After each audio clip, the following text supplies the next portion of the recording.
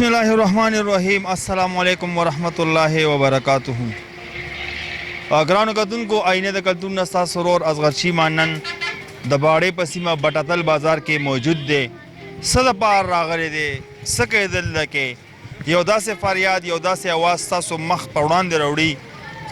څنګه چې زما سره په څنګ کې یو ورور ولاړ دی دوی د کیلو کاروبار کوي په دې بازار کې دوی خرڅوي کیلې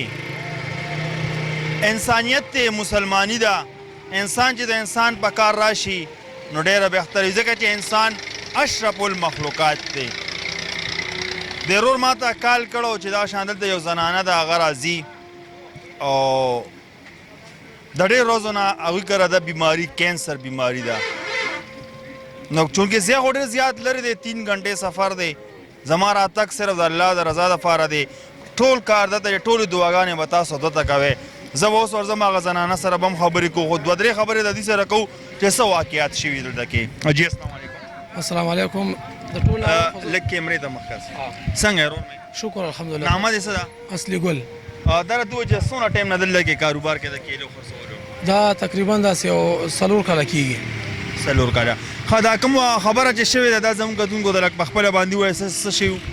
دا داسې یو عجیبه غوندې واقعه وه اصغر به چې دلته یو زنانه ما ته راغله ما دلته کیلې خرڅولې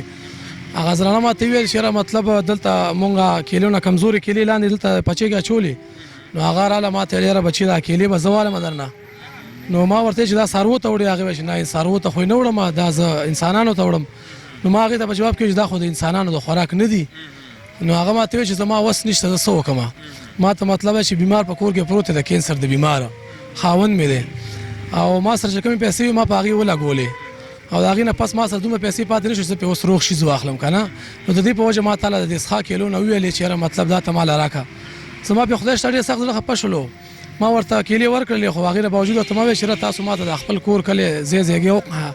زموږ یو ورور دی موږ سره چې کوم دی په ویډیوګانو راځي اصغرچي مې نامه ده د هغې نه پس موږ تاسو رابطه وشوله او تاسو ته هم کال وکړو تاسو د خدای عزت وکړي تاسو راغلی زموږ د خلکو د اواز هم چې کوم دی د خلکو ته په سکرین کېښودلو نو ډېره دردناکه او ډېره د افسوس مقام دی چې زنانه کور کوم ځای کې دی د هغې کور په دې مسرزو کې دی نو ته به زموږ سره ځې او انشاءالله ولې نه په دې کې پوره متاوان زما تاسو سره وي ټیک شو جي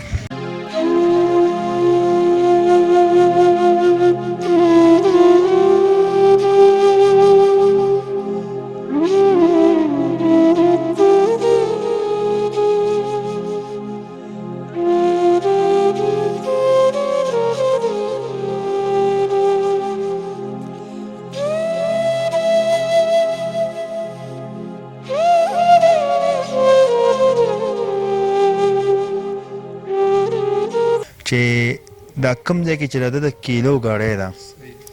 نو د هغه ځای نه د هغې ځای نه بټاتل بازار او د هغې نه موږ دې خوا رالولو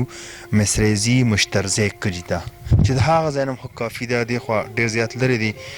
دا هغه ترو ده او دا هغه مور ده دا هغه خور ده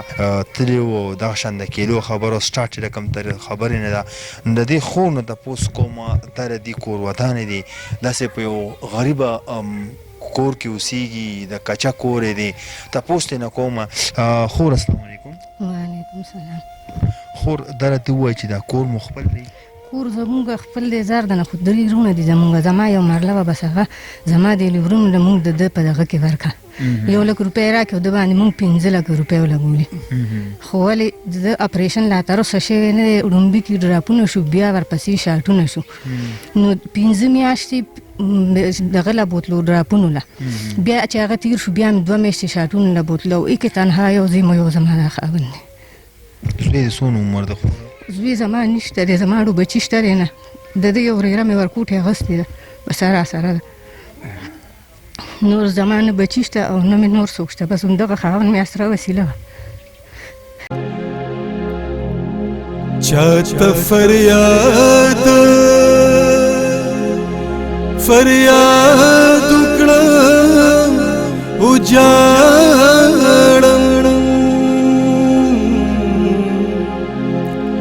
د غریبۍ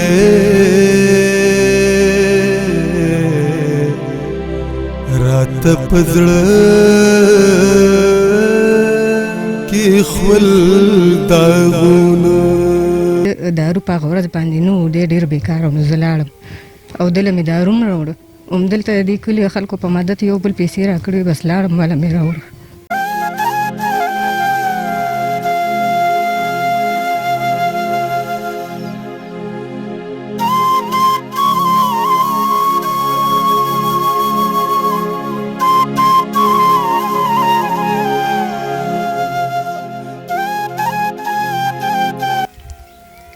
خور دته تکلیف څه دی؟ دا تکلیف دی چې د کولمو کینسر دی کولمو کې غوټې نو د اوس اپریشن غټه مسله نور هم راته په سر پراته ادا په دې کور کې به دغه ښځه خاوند اوسېږي او دغه ښځه نور څوک هم نشته نور شته درې دي یو ښه په دې کې سره درې وروڼه اوسېږي ټول درې وروڼه یو چې ښه نو هغوی تاسو مطلب هغوی غریبانان دي کولی غریبانان دي دغه یو د سیکورټي ډیپټی لزي هغه چې کم دی کم دغه 12,000 تنخواه به نو د خپلو بچو کار وکړي او مال راکړي دا خبره ښه دغه بل دی دغه بل هم چې کم دی 12,000 تنخواه د هغه هم چې کم دی دغه بچي دي نو هغه نه هم نشم غوښتی خو چارې خو کور آباد چې راځي نو ماله چې کم دی 0 روپۍ میوه دی راوړي او هغه چې کم دی ماته ږدي دا یو ورور هم چې کم دی 10-15 دن بعد راځي او دا مشر چې کم دی ځان هغه 4-5 ورځې پس راځي. ډاکټران څه ستا په دې علاج باندې خرچه څومره راځي؟ نو ډاکټرانو لا ماته دا خبره نه ده کړې او کاغذونه هر یو شی دلته کې پراته دي راسره ټول هر څه دغه دي خو ډاکټر ماته دا نه دي ویلي چې یاره تاله یا اپریشن کوو یا چې کوم دی ستا چې کوم دی مسله حل شوې ده نو ته چې کوم دی ته ټیکې نو بیا هم د هغې نه البته هم زما کولمو ته چې کوم دی تکلیف شته دی زور شته دی لکه دا چې دودسماتې راته تکلیف دی نو هغې باوجود هم چې کوم دی زه دوه ځل بیا ورغلم اوس ماته ډاکټران وایي چې ته به میاشت پس راځې نو چې میاشت پس راځې میاشت پس به زه تا ته دوی چینج کوم